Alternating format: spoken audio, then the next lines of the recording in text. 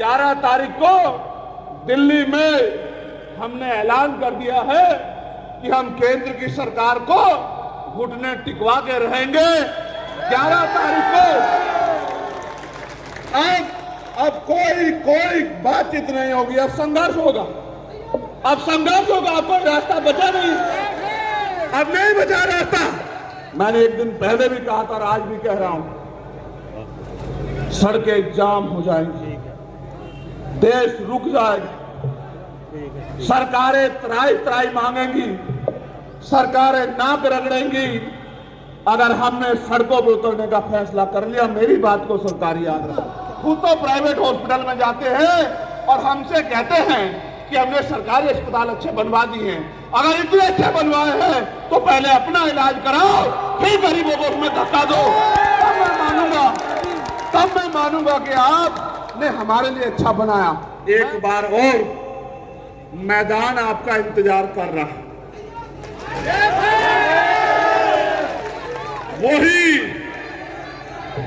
वही रामलीला मैदान होगा और उसी रामलीला मैदान में इस बार संविधान लीला होगी। मेरी बात को आप याद रखना।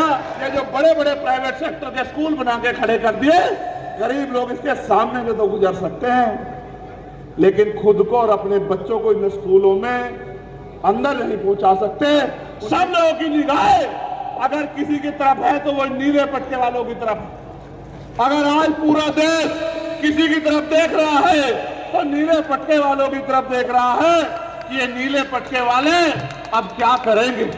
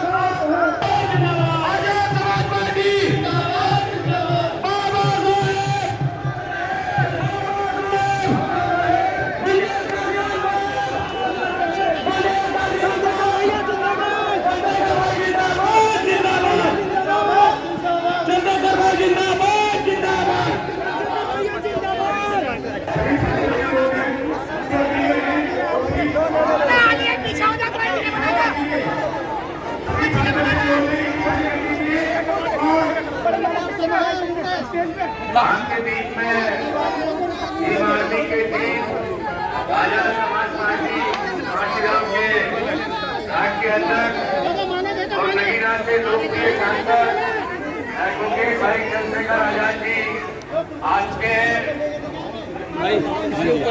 हमारा उनसे अनुरोध है जो परम पूज्य बाबा साहब मंडल प्रभारी आजाद जी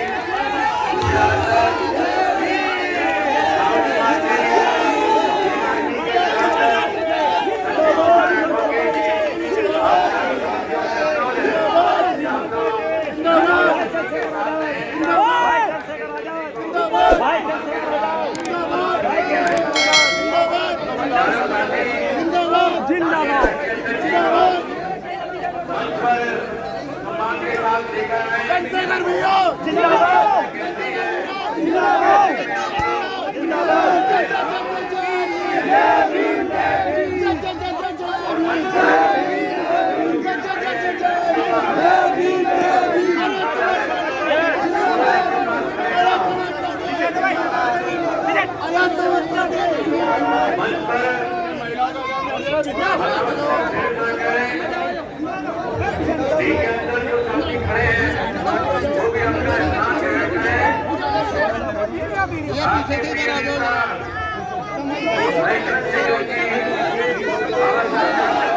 समाज party, Azad Samaj party, Azad Samaj party, भाई चंद्रशेखर आजाद, भाई चंद्रशेखर आजाद, भाई तुम संघर्ष करो, हम तुम्हारे साथ हैं, भाई तुम संघर्ष करो, हम तुम्हारे साथ हैं, भाई तुम संघर्ष करो, हम तुम्हारे साथ हैं, भाई तुम संघर्ष करो, हम तुम्हारे साथ हैं, भाई तुम संघर्ष करो।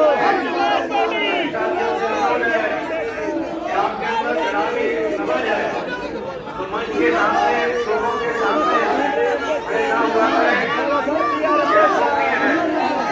बाबा साहब पी आर अम्बेडकर,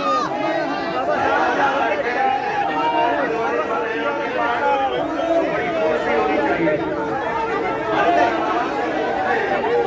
तेलंगाना में आप लोग की ऐसे पर कोई भी खड़े नहीं रहेंगे, सब लोग पीछे खड़े हो जाते हैं। साथियों, सब क्रांति का बाहर सब बैठो।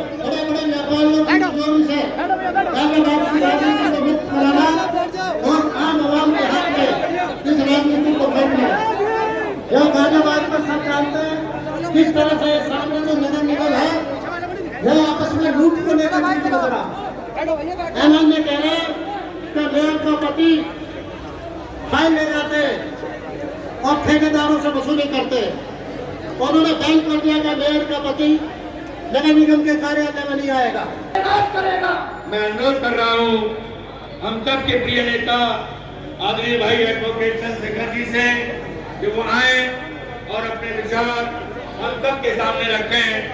एडवोकेट भाई चंद्रशेखर जी भीम आर्मी के चीफ और आजाद समाज पार्टी के राष्ट्रीय अध्यक्ष, नगीना से लोकप्रिय सांसद अब हमारे बीच में अपने ख्याल रखेंगे। आप लोग जोरदार तालियां मिलाकर उनका सम्मान करें।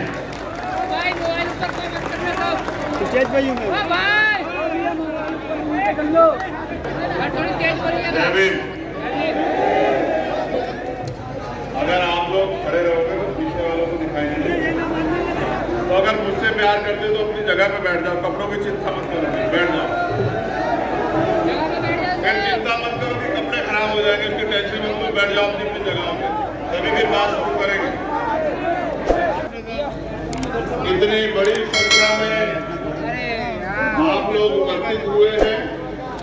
भैया हट जाओ यार। यहाँ इस सभा में पहुंचने के लिए और भाई सतपाल चौधरी जी का मनोबल बढ़ाने के लिए आप सभी का बहुत बहुत धन्यवाद करता हूं और आप सभी के लिए बहुत बहुत मंगल कामनाएं करता हूं।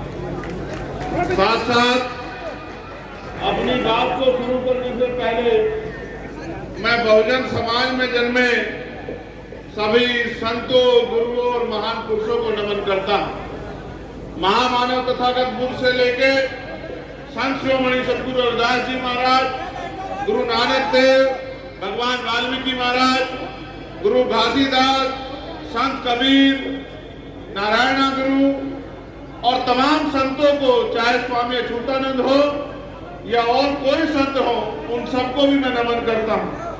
साथ साथ राष्ट्रपिता ज्योतिबा फूले, छत्रपति साहू जी महाराज, डॉक्टर बाबा साहब अम्बेडकर, ईवी पेरियार रामानायकर स्वामी, पेरियार लाल यादव, बाबू जगदेव प्रसाद कुशवाहा, जननायक कपूरी ठाकुर, चौधरी चरण सिंह जी, सर छोटू राम, कोतवाल धन सिंह गुजर, महामना रामसिंह वर्मा, बाबू सिंहदयाल चौरसिया, संत राम बी.ए. प्रजापति, मान्यवर दीना माना वाल्मीकि और मेरे गुरु, मेरे आदर्श मान्यवर काशीराम साहब को भी नमन करता हूं।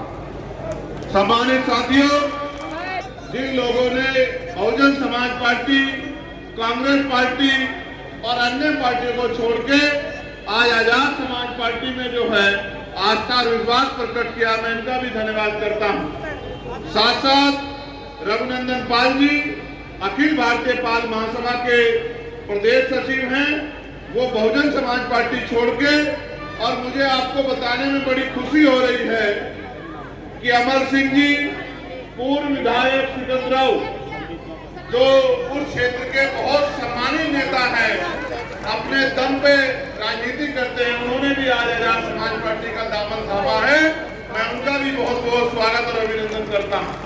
साथ साथ गौरी प्रसाद उपासक जी जो पूर्व दर्जा प्राप्त मंत्री रहे हैं और प्रभारी रहे हैं महाराष्ट्र, तेलंगाना, केरल, तमिलनाडु के, आज बहुजन समाज पार्टी छोड़ के आजाद समाज पार्टी में अपने परिवार के साथ जुड़ के काम करने के लिए तैयार हुए हैं। मैं उनका भी स्वागत और अभिनंदन करता हूं और इनका नाम लेने में मैं अपने आप को बड़ी खुशी महसूस कर रहा हूं, क्योंकि वो मेरे बड़े भाई भी हैं और उनसे मैंने बहुत कुछ सीखा भी है।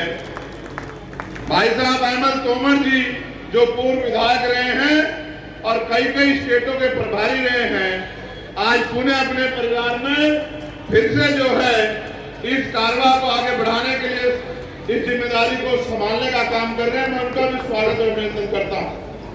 अब क्योंकि लिस्टें तो मेरे पास बड़ी लंबी हैं, वो एक बहुत बड़ी लिस्ट है, अगर मैं उस लिस्ट को पढ़ता रहा जिसमें 50 तो प्रधान हैं, बीडीसी हैं, जिला पंचायत है, तो कई घंटे चले जाएंगे। मैं ये समझता हूं कि अब घंटे खराब करने का समय नहीं रहा। अब एक एक मिनट, एक एक सेकंड को जिम्मेदारी से उसके भरोसे उस पर काम करके और बहुजन समाज को इकट्ठा करके ताकत बनाने का समय आ गया है।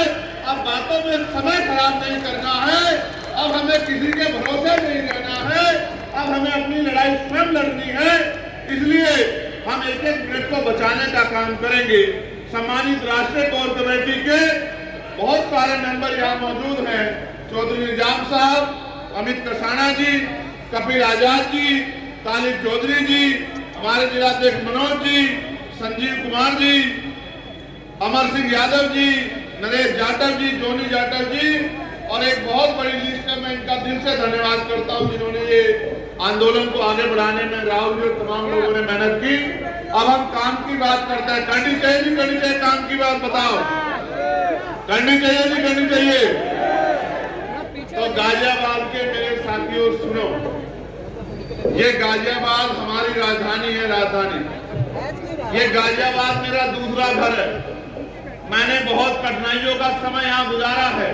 यहाँ के बहुत सारे सीनियर लोग जानते हैं कि जब पूरे उत्तर प्रदेश की पुलिस मेरे पीछे पड़ी थी तो ये गाजियाबाद के लोगों ने मेरा हाथ पकड़ के मुझे चलने की ताकत दी थी। मैं गाजियाबाद को अपना घर मानता हूँ। ऐसी बहुत सी रातें हैं, ऐसी बहुत सी रातें हैं कि पुलिस पीछे पीछे और हम लोग आगे आगे, और जमीन पे लेट के हमने अपने भाइयों के बीच में यहाँ बहुत सारा समय जो है गुजारने का काम किया है। मैं इस मिट्टी को कभी भूल नहीं सकता हूँ। ये बहादुरों की मिट्टी है, ये बहादुरों का क्षेत्र है, ये बहादुरों का, ताकतवर लोगों का, विसर्जी लोगों का क्षेत्र है। मैं इसकी ताकत को जानता हूँ। हमारे साथ मेरे पीछे रिटायर्ड सीओ हमारे बड़े सम्मानित नेता कल्याण सिंह जी भी बैठे हैं। मैं उनका भी धन्यवाद करता हूं। उन्होंने भी बहुत, और उनके साथियों ने मेरी बड़ी मदद की है समय समय पे। और जब जब मैंने दिल्ली में आह्वान किया सरकारों को धूल चटाने के लिए, तो गाजियाबाद ने सीना तान करके जो है दिल्ली की सरकार को मेरे साथ खड़े होकर आग दिखाने का काम किया। मैं गाजियाबाद के साथियों का पूरा धन्यवाद देता हूँ। छोटे भाई गुलजार जी और तमाम सब लोग यहाँ लंबे समय से संघर्ष कर रहे हैं, लेकिन अब उस संघर्ष को एक रूप देने का समय आ गया है। आपने सामाजिक रूप से बहुत बार जो है विरोधियों को धूल चटाई, चाहे इसी पार्क में जब ये भारतीय जनता पार्टी के लोग पार्टी बना के बाबा साहब अम्बेडकर को अपमानित करने का काम कर रहे थे, मेरी माँ बहनों ने मोर्चा लेके उनके मंसूबों को नाकामयाब करने का काम किया था। मैं इस बात को जानता हूँ, आपकी शक्ति को जानता हूँ। लेकिन सम्मानित साथियों, मेरी माँ बहनों, मुझे बताओ और मुझसे सवाल करो, जब बाबा साहब अम्बेडकर ने हमें वोट का अधिकार दिलाया था और उन्होंने ये भी कहा था कि political power is the master की, कि राजनीतिक सत्ता वो चाबी है जो आपकी सारी समस्याओं का हल कर देगी, तो आप महसूस करो कि आज भी उत्तर प्रदेश में और देश के हर एक कोने में कमजोर वर्ग के लोग रोटी कपड़ा मकान से वंचित क्यों हैं, उन पे बुनियादी सुविधाएं क्यों नहीं है, आज भी उनको इंसानों जैसा जीवन क्यों नहीं मिल रहा है।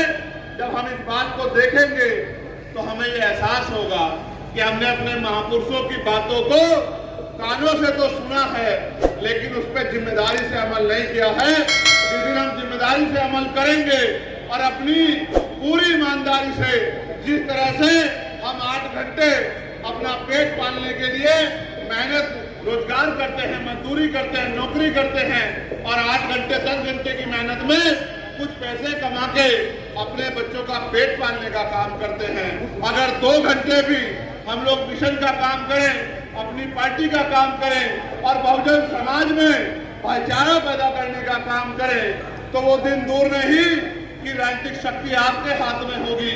आप ये जानते हो नहीं जानते हो कि जिस दिन से आप लोगों ने, मैं पुनः धन्यवाद करूंगा आपका कि आपने एक एक पैसा जुटा के, जब मैं नगीना में चुनाव लड़ रहा था तो मेरे हाथों को मजबूत करने के लिए भेजा और आपके उस पैसे से इतनी ताकत मिली कि आज आपका बेटा चंद्रशेखर आजाद दिल्ली में पार्लियामेंट में खड़े होके आपके हर एक अधिकारों के लिए संघर्ष करने का काम करता है।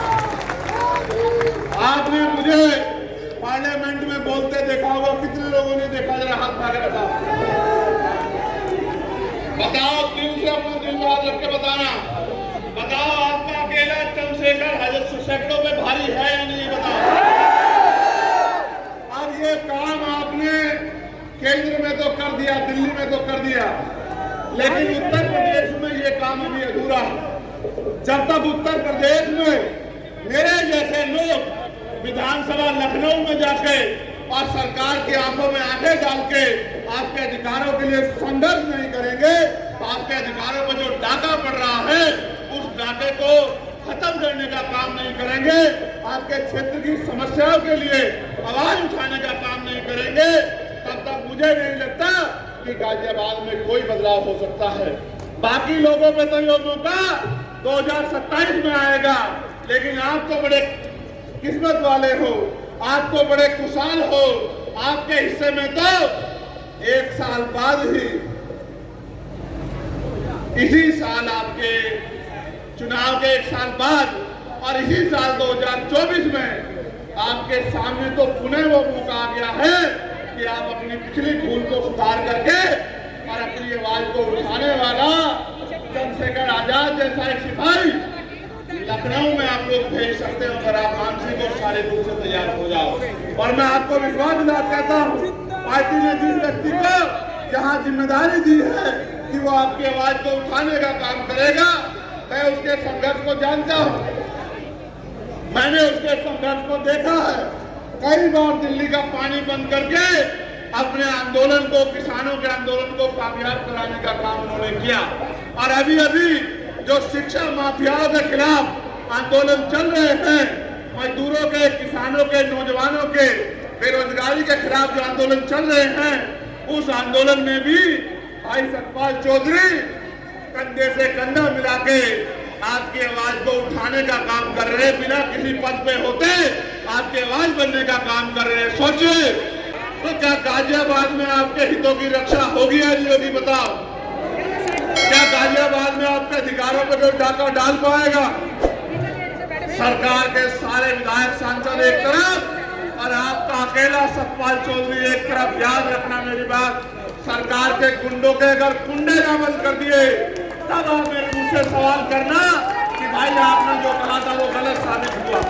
मैं आपको कहना चाहता हूं, हम पे विजन है उत्तर प्रदेश में बदलाव का, हम पे मिशन है महान पुरुषों के विचारधारा को, उनके सपनों को पूरा करने का, और हम में मादा है, हम में बल है, हमें तमन्ना है कि आजादी के 75 साल बाद तो अब दलितों को, पिछड़ों को, आदिवासियों को, मुसलमानों को, अन्य धार्मिक अल्पसंख्यकों को और उनको भी सामान्य जाति के भी उन गरीब लोगों को जो जुन जाति सह रहे हैं, उनकी जिंदगी में अब खुशहाली आनी चाहिए। जो सरकारें उत्तर प्रदेश या केंद्र में बैठी हैं, आप ये जानते हो कि वो तानाशाही वाली सरकारें हैं। अगर उनका आदमी भी उनके खिलाफ, उनके भ्रष्टाचार, उनके झूठ, उनके झूठे वादे या उनकी झूठी नीतियों के खिलाफ, तानाशाही के खिलाफ अगर आवाज उठाता है तो वो तो उसके अपने नहीं रहते, उत्तर प्रदेश की जनता के अपने कैसे होंगे? आप ये देखो किस तरह से बुलडोजर के जरिए और तमाम तरीकों से जुल्म जाति को बढ़ावा दिया जा रहा है, संविधान को कुचलने का काम किया जा रहा है। सब लोगों की निगाहें अगर किसी की तरफ है तो वो नीले पटके वालों की तरफ है। अगर आज पूरा देश किसी की तरफ देख रहा है तो नीले पटके वालों की तरफ देख रहा है कि ये नीले पटके वाले अब क्या करेंगे। लेकिन मैं भी ये मानता हूं कि जब ये नीले पटके वाले संकल्प लेके किसी और निकलते हैं तो फिर रास्ते खुद ब खुद बन जाते हैं। कहते हैं ना कि संघर्षों के साए में घनघोर जवानी पलती है और इतिहास उधर झुक जाता है जिस ओर जवानी चलती है। और जवानी किसकी तरफ है ये बताना मुझे नहीं पड़ेगा। जवानी चाहे वो गाजियाबाद की हो या जवानी चाहे सिद्धार्थनगर नेपाल बॉर्डर की हो या जवानी दिल्ली में बैठे नौजवानों की हो, जवानी आज क्रांति का रास्ता अपना चुकी है। और जब तक वो सत्ता में बैठे लोगों का घमंड नहीं तोड़ेगी, सत्ता में बैठे लोगों का अहंकार नहीं तोड़ेगी, और जब तक वो इस भारत को संविधान के जरिए चलने वाला भारत सम्राट अशोक के सपनों का भारत नहीं बना देती, तब तक वो रुकने वाली नहीं है। ये एक आंधी है और ये समय के साथ चलती है। जब आंधी चलती है तो छोटी मोटी चीजें उसका मुकाबला नहीं कर पाती हैं। आप याद रखो मेरी बात को, आपने समय समय पे देश के संविधान की रक्षा की है, गरीबों को मिलने वाले आरक्षण की रक्षा की है, समय समय पे देश के लोकतंत्र की रक्षा की है। लेकिन सबकी रक्षा करने वाले मेरे बहुजन समाज के लोगों, अब अपनी रक्षा के बारे में भी सोचो। ये सही है कि बाबा साहब अम्बेडकर ने कहा था कि हम प्रथम और अंत्य भारतीय हैं, लेकिन भारतीय होने का गौरव तो हमारे दिल में है और हमें इस बात का गर्व भी है। लेकिन जब तक भारत में गरीबों, किसानों, मजदूरों, नौजवानों, महिलाओं को सम्मान का जीवन नहीं मिलेगा, तब तक फिर भारत के गौरव के साथ बातों बातों में नारे लगा के खड़े रहना कोई अच्छी बात नहीं है। ये आपके हाथ में है कि आपका भविष्य कैसा होगा, ये आपके हाथ में है कि आपको रोजगार मिलेगा नहीं मिलेगा, ये आपके हाथ में है कि बहन बेटियों पे होने वाला जुल्म बंद होगा नहीं होगा, ये आपके हाथ में। मेरी बहन यहाँ खड़ी है, मैंने उनको संघर्ष करते देखा। मैं उनको याद दिलाना चाहता हूँ कि जब वो लोग संघर्ष कर रहे थे, उनकी टीम रात रात भर जाग के गरीबों के बच्चों के लिए स्कूलों में कम फीस में व्यवस्था हो जाए इसके लिए संघर्ष कर रहे थे। तो मैं दिल्ली में खड़े होके उनकी मांग को मजबूत कर रहा था कि भाई ये समझो कि शिक्षा हथियार है, इस हथियार को अगर आपने बाजारीकरण कर दिया, बाजार की भेंट चढ़ा दिया, तो गरीब का बच्चा अच्छी शिक्षा प्राप्त नहीं कर पाएगा।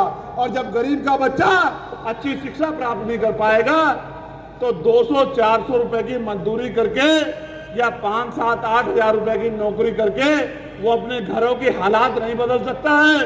वो अपने टूटे हुए घर को पाई पाई बचा के भी 10 साल में भी पक्का नहीं कर सकता है।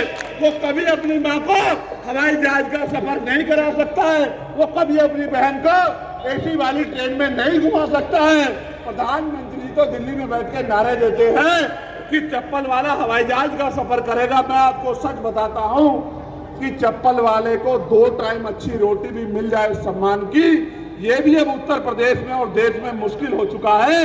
इसलिए मैंने मांग उठाई थी कि अगर बदलाव चाहते हो तो फिर करो, कि राष्ट्रपति हो, प्रधानमंत्री हो, विधायक हो, मंत्री हो, मुख्यमंत्री हो, राज्यपाल हो या कोई भी ऐसा व्यक्ति जिसको सरकारी सुरक्षा मिली है, सुरक्षा मिली है, सुविधा मिली है या उसको आर्थिक मदद होती है, चाहे वो क्लास 1 का अधिकारी हो या क्लास 4 का अधिकारी हो, चाहे वो डीएम एसएसपी हो या एसडीएम एडीएम हो या दरोगा सीओ हो या कोई और अधिकारी हो, सबके बच्चों को सरकारी स्कूलों में पढ़ाने की इजाजत देनी चाहिए और कानून बना देना चाहिए कि सरकारी अधिकारी, कर्मचारी, नेताओं के बच्चे सरकारी स्कूल में पढ़ेंगे। आप देखो, महसूस करके अपने दिल पे हाथ रख के महसूस करो, एक ही क्लास में मुख्यमंत्री का बेटा बैठा होगा, उसकी बराबर वाली टेबल पे मजदूर का बेटा बैठा होगा, उसके बराबर वाली टेबल पे एसडीएम का बेटा बैठा होगा, उसके बराबर वाली टेबल पे कुर्सी पे डीएम का बेटा बैठा होगा, उससे बराबर वाली कुर्सी पे एसएसपी का बेटा बैठा होगा और उसके बराबर वाली कुर्सी पे टिकम नागर भाई मेरे जैसे किसान का बेटा बैठा होगा, मजदूर का बेटा बैठा होगा। तो अगर वो हमारी परवाह नहीं करेंगे तो अपने बच्चों की परवाह तो करेंगे। ये जो बड़े बड़े प्राइवेट सेक्टर के स्कूल बना के खड़े कर दिए, गरीब लोग इसके सामने से तो गुजर सकते हैं, लेकिन खुद को और अपने बच्चों को इन स्कूलों में अंदर नहीं पहुंचा सकते, उनकी क्लास तक अपने बच्चों को नहीं बिठा सकते। जब ये इतनी बड़ी खाई पैदा हो जाएगी तो गरीब का बच्चा कैसे जो है इन अमीरों के बड़े बड़े स्कूलों का मुकाबला करेगा।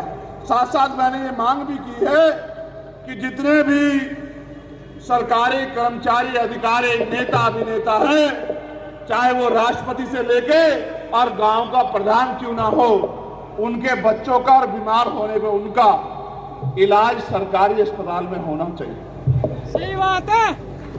जिस दिन ये हो गया भारत में, आप मेरी बात को याद रखना, उस दिन सरकारी अस्पतालों में डॉक्टर भी मिलेगा, सारे टेस्ट भी वही होंगे, बढ़िया से बढ़िया दवाइयां भी वहां मिलेंगी और साफ सफाई भी ऐसी अच्छी होगी कि आपको सरकारी हॉस्पिटल और 5 स्टार होटल में फर्क महसूस नहीं होगा। जब मंत्री जी का इलाज वहां होगा, मंत्री जी के बेटे का होगा, राज्यपाल के बेटे का होगा, प्रधानमंत्री जी का होगा, ये बड़े बड़े उद्योगपतियों का होगा। ये बड़े बड़े उद्योगपति नेता खुद तो प्राइवेट हॉस्पिटल में जाते हैं और हमसे कहते हैं कि हमने सरकारी अस्पताल अच्छे बनवा दिए हैं। अगर इतने अच्छे बनवाए हैं तो पहले अपना इलाज कराओ, फिर गरीबों को उसमें धक्का दो, तब मैं मानूंगा कि आपने हमारे लिए अच्छा बनाया। मैं आपको कहता हूं, आज देश भ्रष्टाचार की भेंट चढ़ रहा है और पूरे देश में कमजोरों, किसानों, गरीबों की निगाह है आपकी तरफ। और अगर वास्तविकता में आप मुझसे प्यार करते हैं, वास्तविकता में आप भारतीय संविधान से प्यार करते हैं और वास्तविकता में आप बाबा साहब अम्बेडकर के सपनों को पूरा करना चाहते हैं, वास्तविकता में आप अपनी वोट की ताकत बनाना चाहते हैं, फिर वो दिन दूर नहीं है। अगले 3 से 4 महीने में उपचुनाव उत्तर प्रदेश की 10 सीटों पे होंगे। नीचे कर ले भाई यार। टोटल सीटें तो 403 हैं, लेकिन चुनाव 10 सीटों पे उपचुनाव होंगे और पूरे प्रदेश की निगाह इन 10 सीटों पे होगी। जहां कुछ लोग चंद्रशेखर आजाद को हराने के लिए लड़ेंगे, वही आजाद समाज पार्टी उत्तर प्रदेश में नया विकल्प बनाने के लिए लड़ेगी चुनाव। और विकल्प भी ऐसा जो विकल्प एसी के कमरे में पड़ के नहीं, सड़कों पे गरीबों के बीच में खड़ा होकर उनकी लड़ाई लड़ने का काम करेगा। ऐसे नेताओं का निर्माण होगा जिनके लिए अपना हित बाद में होगा और समाज हित, क्षेत्र हित, प्रदेश हित पहले होगा। जब ऐसी विचारधारा के लोग आगे बढ़ेंगे तभी प्रदेश में परिवर्तन होगा। आप अपने दिल पे हाथ रख के बताओ, रात को 11 बजे अगर आपकी बेटी घर से निकल के बाजार की किसी दुकान पे जाओ तो क्या आपका दिल उत्तर प्रदेश में आज धक धक करता है, नहीं करता है? बताओ। क्या आपको भय लगता है, नहीं लगता है? बताओ।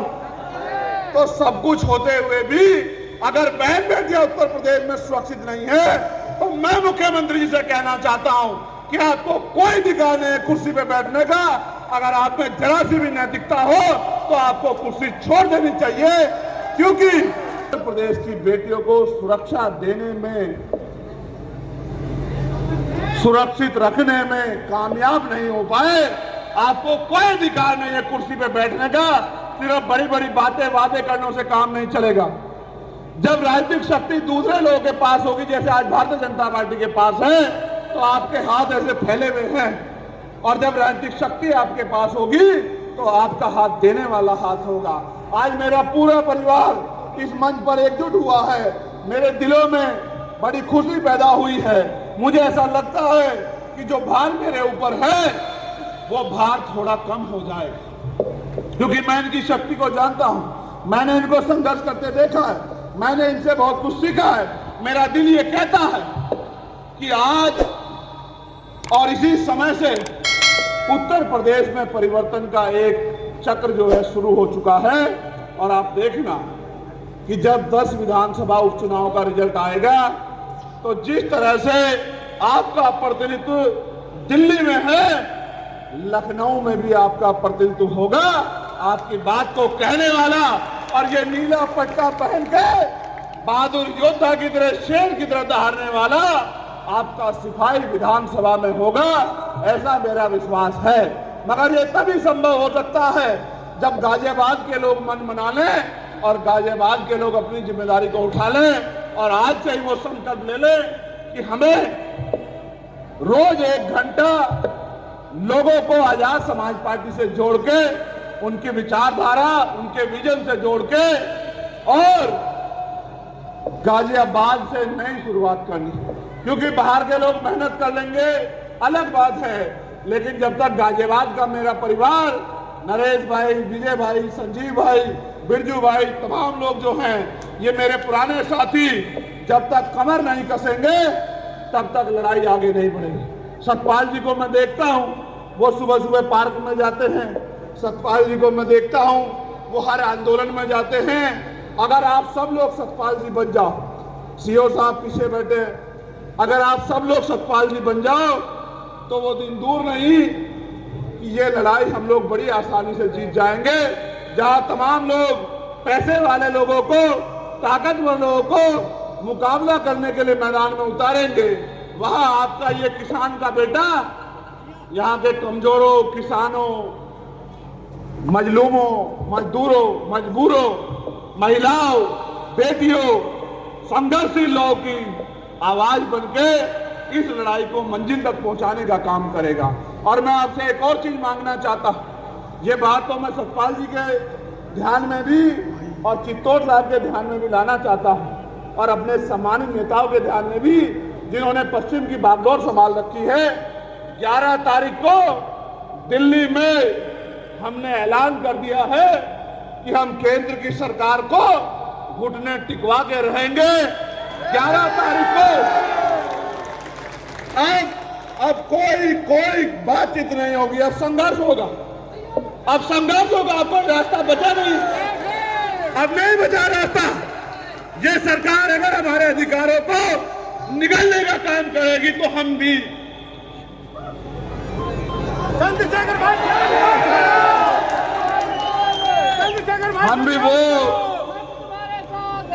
भी वो खून है जिन्होंने 2 अप्रैल 2018 में 13 लोगों ने कुर्बानी देके अपने खून से अपने अधिकारों को सींचने का काम करा। मेरी बात को आप याद रखें। सरकार किसी भी कीमत पर अपने आप को संविधान से बड़ा ना समझे और पिछले दरवाजे से ये जो अधिकारों को निस्तानाबूद करने की जो तैयारी सरकार ने की है, वो हमें दूध पीते बच्चे ना समझे। मैंने एक दिन पहले भी कहा था और आज भी कह रहा हूं, सड़कें जाम हो जाएंगी, देश रुक जाएगा, सरकारें त्राई मांगेंगी, सरकारें नाक रगड़ेंगी। अगर हमने सड़कों पर उतरने का फैसला कर लिया, मेरी बात को सरकार याद रखे। इस बार तो मैंने आपसे आग्रह किया था, लेकिन इस बार मैं आपको प्रार्थना और आदेश कर रहा हूं, निर्देश भी दे रहा हूं कि 11 सितंबर को जैसे दिल्ली में गुरु घर टूटने पे हमने अपनी शक्ति का एहसास दिल्ली की सरकार को कराया था और दिल्ली की सरकार और सुप्रीम कोर्ट घुटनों के बल आ गए थे, आने वाली 11 सितंबर को एक बार और मैदान आपका इंतजार कर रहा है।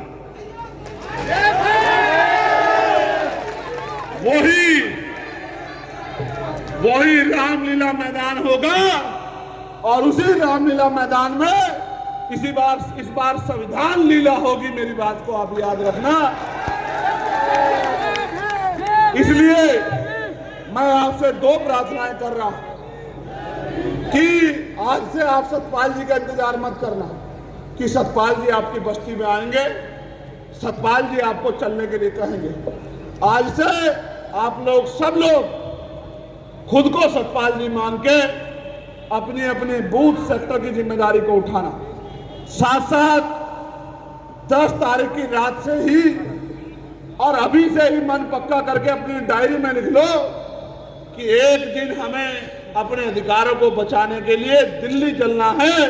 ये पूरा दिन हमारा दिल्ली में संकल्प के साथ है कि अब कोई डाका, अब कोई लूट हम अपने अपने अधिकारों पर नहीं चलने देंगे। वो दिन चले गए कि एक लाठी से पूरे गांव को हाँक दिया जाता था, वो दिन चले गए। अब तो वो दिन है, अगर संवैधानिक मर्यादा में समझोगे तो संवैधानिक मर्यादा में समझाएंगे, और अगर गुंडागर्दी करोगे तो गुंडागर्दी का भूत ऐसे चुटकियों में निकाल दिया जाएगा कि दोबारा गुंडागर्दी करने की सोच भी नहीं रख पाओगे। इसलिए मैं आपसे अपील करता हूं कि आप मेरी इस प्रार्थना को, मेरे इस आग्रह को, मेरा दर्द और भविष्य की जो चिंता महान पुरुषों के आंदोलन को आगे बढ़ाने की मुझे है, उसको ध्यान में रखते हुए अपनी अपनी जिम्मेदारियों पर जुटे। गाजियाबाद पेरेंट एसोसिएशन की टीम ने, हमारी बहन सीमा त्यागी जी ने प्रदेश सरकार एवं अधिकारियों की उदासीनता के कारण निःशुल्क एवं अनिवार्य बाल शिक्षा अधिकार अधिनियम 2009 आरटीआई के मुद्दे को मैं पूरी ताकत से पार्लियामेंट में उठाने का काम करूंगा, और सिर्फ उठाने का काम नहीं करूंगा, इन स्कूलों में जाकर इन स्कूलों की वास्तविक स्थिति को देखे और एक रिपोर्ट बना के पार्लियामेंट में स्पीकर साहब को सौंपने का काम करूंगा। और अगर ये स्कूल कॉलेज नहीं सुधरेंगे तो इस पे आपके साथ खड़े होकर ताला लगाने का काम करूंगा, ये वचन मैं आपसे दूंगा। जो हमारी टीम है, जो समय समय पर मेरे साथ खड़ी रहती है, मैं उनका भी स्वागत अभिनंदन करता हूँ। पुलिस के भाइयों का भी धन्यवाद करता हूँ, क्योंकि हमारे कार्यक्रम में बहुत मेहनत करनी पड़ती है। ये नौजवानों का कार्यक्रम इसमें ज्यादा रहता है, जोशीले लोग ज्यादा रहते हैं, तो इनको बड़ा संघर्ष करना पड़ता है। मैंने इनके लिए भी मांग उठाई थी, आपने सुना होगा कि इनकी ड्यूटी 8 घंटे की होनी चाहिए, इनको सप्ताह में 1 दिन छुट्टी मिलनी चाहिए, इनको बॉर्डर स्कीम का जो नुकसान इनको हो रहा है, बॉर्डर स्कीम खत्म होनी चाहिए, और इनकी वेतन विसंगतियां दूर होनी चाहिए। साथ साथ चाहे पीआरडी के जवान हो, आशा बहनें हो, आंगनबाड़ी हो, भोजन माता हो, प्रधान सेवक हो, चाहे होमगार्ड हो, चाहे कोई भी हो, जिसने मुझ तक खबर पहुंचाई, मैंने उसकी समस्या को पार्लियामेंट में भाई होने के नाते उठाने का काम किया, और आगे भी निडर होके आपकी हर एक समस्या को मैं दिल्ली की पार्लियामेंट से उठाने का काम करूंगा। ऐसा मेरा विश्वास है कि अब से, आज से, यहां से जाने के बाद आप इस लड़ाई को अपनी लड़ाई समझ के तेजी से लोगों को आजाद समाज पार्टी की नीतियों के साथ जोड़ने का काम करेंगे। आप बहुसंख्यक रूप से यहाँ आए, आपने मेरे हाथों को मजबूत किया, आपने मुझे ताकत दी। मैं आप सबका धन्यवाद करता हूँ। भाई वसीम जी, भाई बिलाल जी, हमारे इस मंडल के जो हैं इंचार्ज तालिब भाई और अमित भाई, तमाम साथियों का भी मैं धन्यवाद करता हूँ। आपने मुझे सुना, आपका बहुत बहुत धन्यवाद।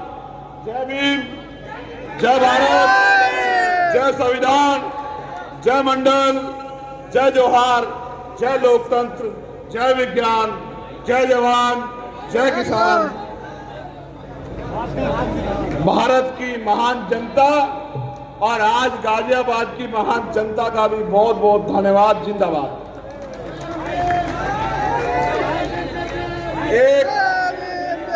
एक आखिरी समस्या, शांत हो जाओ। एक और मेरे पास संजय चड्ढा जी ने रखी है। उत्तर प्रदेश में स्थानीय निकाय विभाग से ठेकेदारी प्रथा को समाप्त किया जाए, शिक्षित सफाई कर्मचारियों को उनके योग्यता अनुसार पदोन्नति की जाए, बोर्ड प्रस्तावक सफाई कर्मचारियों को 30 वर्षों से सफाई का कार्य कर रहे उन्हें स्थायी किया जाए, बोर्ड सफाई कर्मचारियों की मृत्यु हो जाने पर अनुकंपा के आधार पर नौकरी दी जाए, नगर निगम के अपने वाहन होते भी वाहन चालकों से ठेके पर कार्य कराया जाता है, इस ठेका पर तो खत्म किया जाए, सीएलसी सफाई कर्मचारियों का वेतन वृद्धि की जाए। मैं पार्लियामेंट में इस बात को उठा चुका हूं, लेकिन मैं वचन देता हूं कि जिस दिन उत्तर प्रदेश में, जिस भी प्रदेश में हम लोग ताकत में आएंगे, हर एक सफाई कर्मचारी को हम लोग परमानेंट करने का काम करेंगे। ठेकेदारी सुविधा पर नौकरी नहीं देंगे, इस बात का मैं आपको संकल्प करता हूं। आपने मुझे जो समस्याएं दी हैं मैं उनको लगातार उठाता रहूंगा। और भी कुछ समस्याएं हैं, मैं इनकी स्टडी करके संबंधित अधिकारियों से बात करके उनकी समस्याओं को दूर कराने का काम करूंगा। बहुत बहुत धन्यवाद।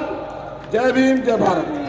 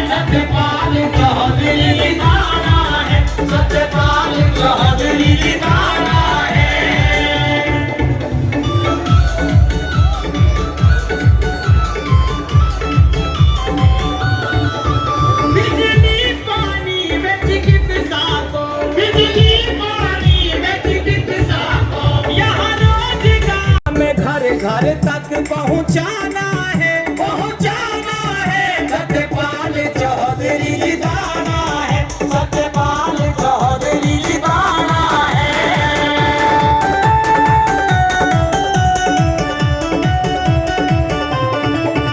देखते रहिए नीलकमल टीवी। आपको अगर हमारा वीडियो अच्छा लगता है तो हमारे चैनल को सब्सक्राइब करिए, वीडियो को लाइक करिए, शेयर करिए। धन्यवाद।